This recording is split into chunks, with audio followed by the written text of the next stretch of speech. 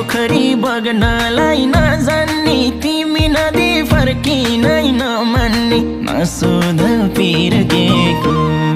मैले तिमीलाई सम्झेको सम्झैछु निष्ठुरी तिमीले हो बिर्सेको